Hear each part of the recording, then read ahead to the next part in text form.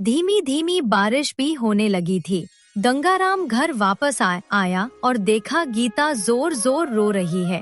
गंगाराम ने पूछा, गीता रोते रोते बोली, गोली पानी पीने जा रहा था, अचानक पैर फिसला गया, सिर में बहुत गहरी चोट आई है। गंगाराम बच्चों को लेकर बारिश भीजते भीजते अस्पताल पहुंचा। डॉक्टर ने देखा, चेक किया और बोला, बारिश में भीजते भीजते घर घर जाकर पैसा उधार मांगने लगा, लेकिन किसी ने उसकी मदद नहीं की।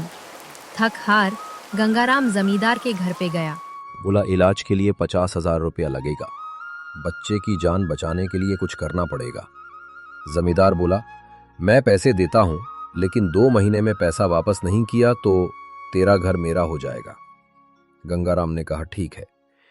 पैसा लाकर डॉक्टर को देता है, इलाज चालू हो जाता है, बच्चा धीरे धीरे ठीक हो जाता है और अगली सुबह जमींदार आते ही बोला, मेरा पैसा दो, नहीं घर खाली करो। गंगाराम हाथ जोड़कर बोला, मालिक मुझे कुछ दिन का और टाइम दे दो, मैं आपका पाई पाई लौटा दूंगा। जमींदार जोर जोर चिल्लाने लगा, नहीं घर खाली, अभी नहीं तो ढके मारकर बाहर निकाल दूंगा। गंगाराम अपना सामान लेता है और परिवार के साथ चलते चलते गांव के नदी पास, वहां उसने एक छोटी झोपड़ी बनाई रहने लगा। अब वो कारपेंटर छोड़कर मजदूरी काम करके जीवन यापन करता था। इसी बीच गांव में धनीलाल नाम का एक बहुत बड़ा व्यापारी आया। उसके पास ढेरों जमीन जायदाद और पैसा था। गांव में सब लोग उसका स्वागत करते थे क्योंकि वह अमीर था। धनीलाल बोला, गंगाराम भाई आपको ढूंढ रहा था, मैंने आपके बारे बहुत सुना है, तुम बहुत अच्छा फर्नीचर बनाते हो। हाँ, कभी बनाता था, अब नहीं बनता हूं। घनीलाल बोला। को गंगाराम ने सारी बात बताई। घनीलाल ने जमींदार पैसे दिए। जमींदार गंगाराम का घर वापस कर दिया। गंगाराम बोला, बहुत बहुत धन्यवाद भाई।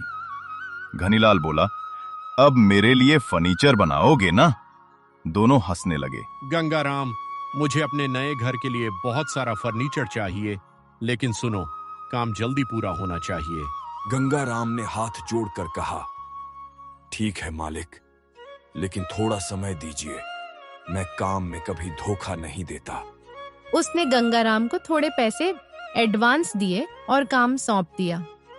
काम करते करते गंगाराम ने देखा कि लकड़ी में कुछ खराबी है। अगर वह उस खराब हिस्से को छिपा लेता तो जल्दी काम पूरा हो जाता और उसे अच्छी रकम मिल जाती।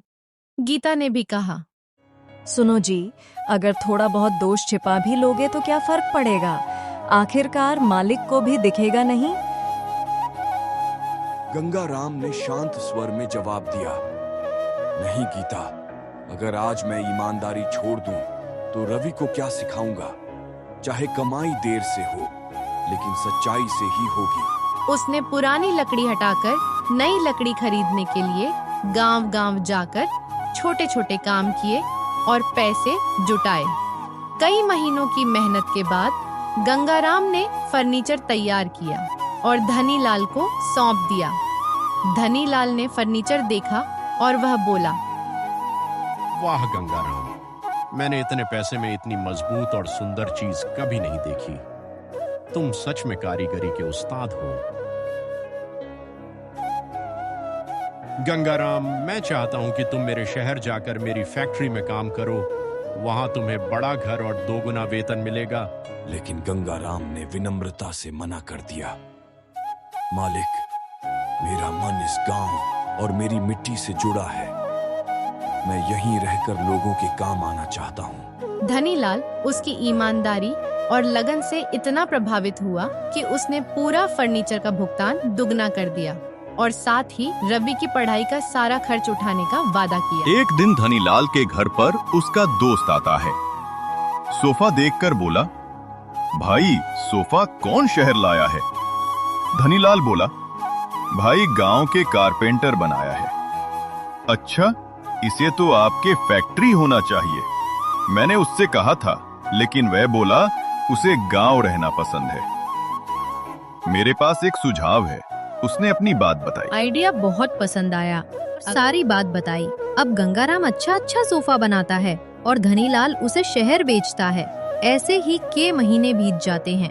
अब गंगाराम अपने लिए एक अच्छा घर बनवाता है और गांव वाले की मदद भी करता है। गांव के लोग कहते, देखो मेहनत और ईमानदारी का फल कितना मीठा होता है।